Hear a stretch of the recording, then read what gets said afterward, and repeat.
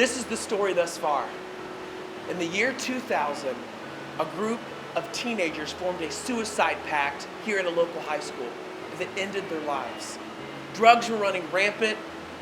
There was a crazy moral decline, and something had to be done.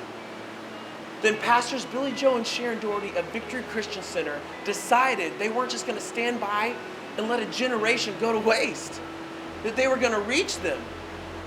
And that was when 24/7 was birthed.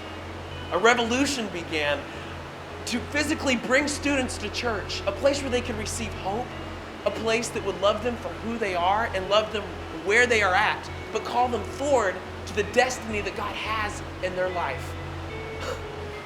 It was awesome. I remember sitting in my chair as a freshman in high school in that middle section in the 8th row when it began to explode, watching 22 bus routes from all around the city bring in students to a place that would lift up the name of Jesus, raise up students to hear God's voice, and send them out to impact their high schools, for them to hear God's plan for their life.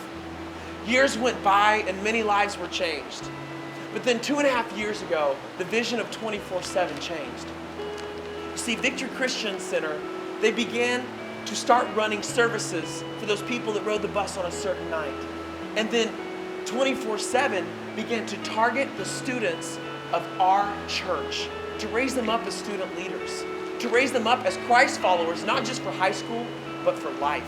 That's when we began the Element and Ion student internships. That's when we started sending dozens of students on missions, weekly outreaches, our junior high program, Epic, for Sunday mornings, and our discipleship track, High Life, on Sunday nights, all with one vision: to empower student leaders.